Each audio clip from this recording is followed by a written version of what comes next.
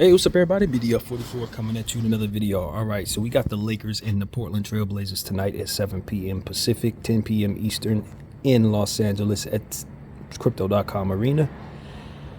And the Lakers are coming off of a very bad loss where they lost to a Brooklyn Nets team that has lost 2 games to this Portland Trailblazer team in the last week and a half. One at the buzzer.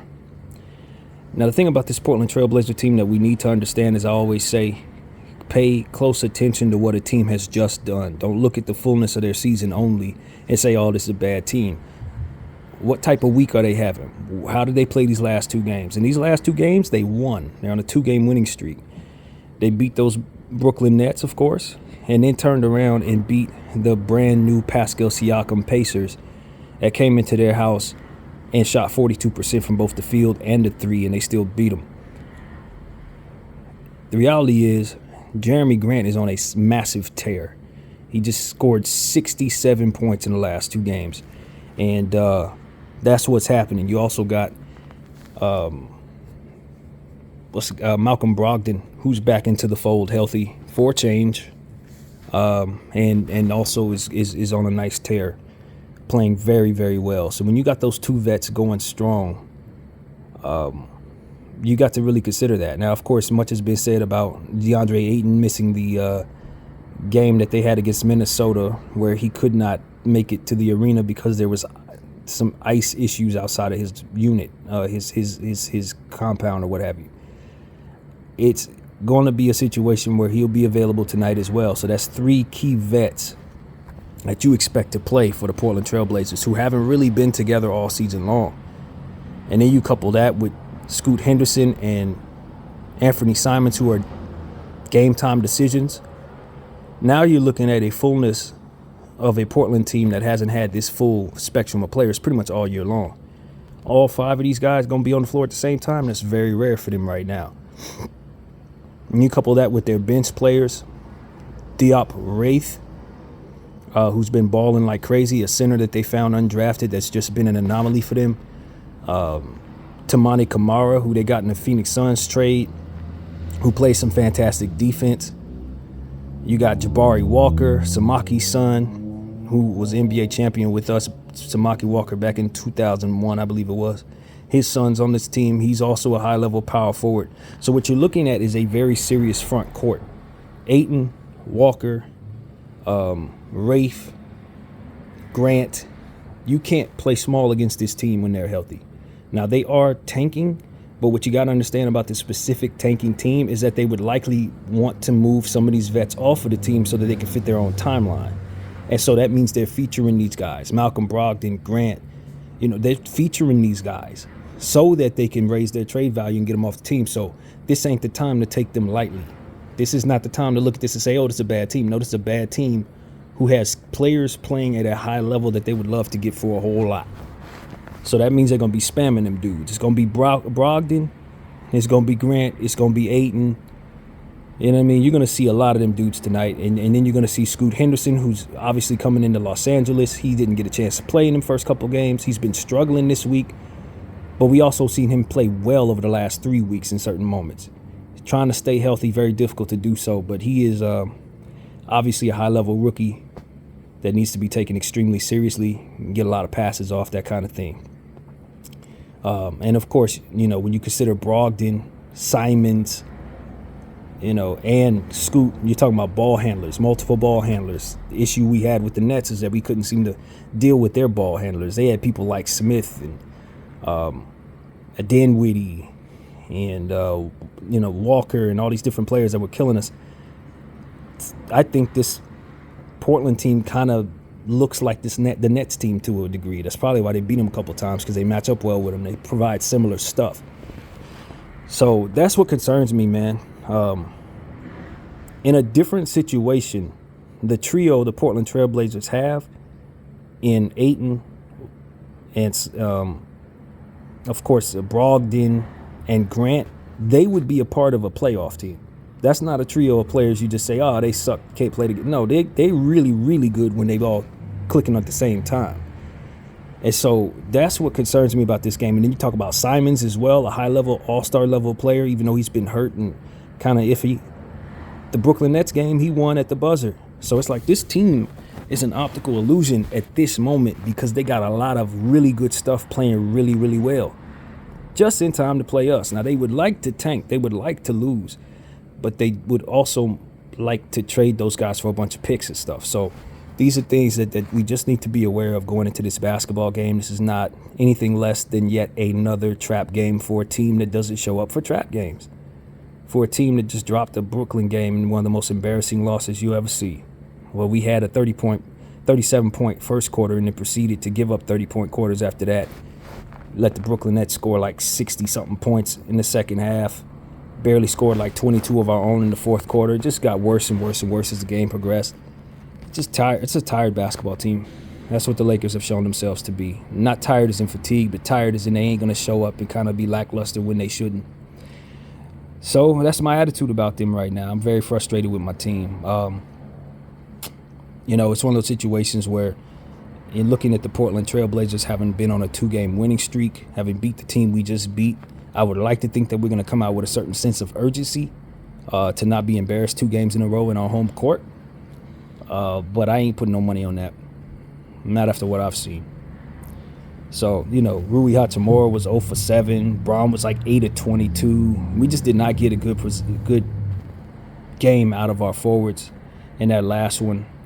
Austin was a no-show. He was bad in that one. D'Lo had 20 points, but his defense issues flared up. Taurean Prince is dealing with a knee, you guys. That's the thing. The latest is his knee is starting to flare up, so he may not give it a go tonight. But we do have Cam Reddish coming back potentially. He's a game-time decision, so that means Coach gets to shift the starting lineup around again, and we know what that does to the team. So, yeah, man, I'm hopeful that the Lakers will be good to go tonight. I know we're probably going to start D'Lo and Austin together. That proves to be a bad defensive situation, but kind of gives us more offense. But if TP's not going to be out there, I'm very curious to see what our coach is going to do. Is it going to be Rui? Is it going to be Cam? He loves to play Cam in the starting lineup. And so I just don't like how this looks for us with our starting lineup potentially being disrupted like this. Much has been said about Anthony Davis going to the Packer game yesterday. It was in San Francisco. He has a private jet. It's a 45-minute flight. I have no problem with it. But he is listed as game-time decision. He may actually not go tonight, which I don't think is good for us because we can't afford for him not to go up against Ayton and Grant. We need him tonight. So hopefully there will be no setbacks for him throughout the day, and he'll be able to give us a go. Because I don't know that we win this game without him. Not tonight. Matchups tell me we have trouble. So, yeah, man, this is just one of those games where it's like, as I said in the last one, a massive trap game for the Lakers. But given the fact that we just dropped a trap game in embarrassing fashion, we should definitely have this one circled as a game that we must win. We've already beaten the Portland Trailblazers twice this year, and it shouldn't be any other reason to go out there and play hard because this team doesn't want to drop a third straight game to you. LA, and that needs to be an understanding thing. Just because you beat a team twice doesn't mean you're just going to automatically beat them a third time. Same thing I said about the Phoenix Suns. We beat them 3 times in a row, and they came up, smacked us around with a certain level of urgency because they didn't want to lose that 4th one. So I don't see Portland's any different. They got prideful players over there. They got good players over there, talented guys, and they just happen to be tanking. And what they're finding in the tank year is that they've found value coming out of nowhere in players like Kamara and Waithe and Walker, guys they didn't expect to do nothing, are stepping up and providing value to their basketball club. So this is a very dangerous team, man. Even though they've only won a couple of games this year, they are better than pretty much all the tanking teams, if you ask me, when you consider the high-level talent that they have up and down the roster. It just ain't played together very much. They got their season off to a very slow start, and there wasn't no sense in trying to push for a championship because they don't have that kind of talent. But as far as them having individual pieces that can hurt you, they got plenty of that. Plenty of that. Portland is on a good, fast track to their rebuild. And they're losing on purpose, but not right now. Not before the trade deadline. They need to feature people. So that's what I'm saying to the Los Angeles Lakers, man. Expect Brogdon, Grant, Ayton all play at a high level. Expect Simons to play at a high level. Expect, Scoot Henderson, although he's been struggling, he can go off at any moment. Walker is fantastic. Rafe is playing at a high level. All them dudes are good, man. They don't suck. And I would love to see Skylar Mays get some minutes out there, given the fact that he started the season with the Portland Trail Blazers. That's how we got a hold of him, more or less, is they waived him, and pretty sure he has a certain chip on his shoulder about that, and would love to come back and show them why they should have been paying him, not waiving him. And so hopefully he gets some minutes tonight. But that's really where we're at, man. I'm so disappointed in this basketball team. I don't believe in the unit right now. I really don't. Think I have to gain my respect again, because I saw all of that going wrong before it happened with the Nets, and they came out there and just embarrassed us to hell, man. And Lonnie Walker was quoted saying, if you're gonna use a drop coverage against a player like Cam Thomas, he's gonna take advantage of it. That's gonna be playing right into his hands. And for that to come from somebody who was in this system last year running that defense, that's a real indictment on Darvin Ham. When your ex-players is talking about your defense being something that works in their favor. You look at what D'Lo said. He said we didn't put a competent unit on the floor. And felt like that and he gave compliments to the other coach, saying that, he was running stuff that really attacked our weaknesses. Darvin Ham needs to get his act together, because his players, both on the team and guys who used to be on the team, are throwing shots at him at once, man.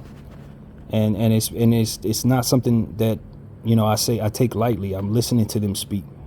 I'm writing it down more or less in my mental. And I'm telling you, Darvin is not gaining my trust as a basketball coach, and not with some of the stuff that we're seeing. You got to switch it up.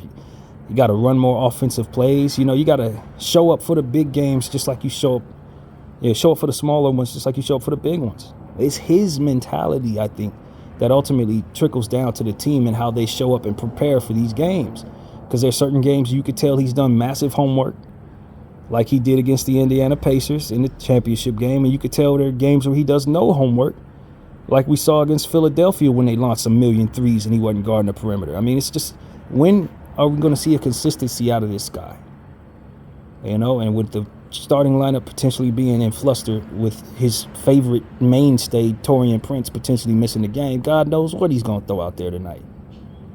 So I'm done. I don't care for this anymore. I don't want to. I'm hearing coaches players talking about it. I'm hearing analysts talking about it.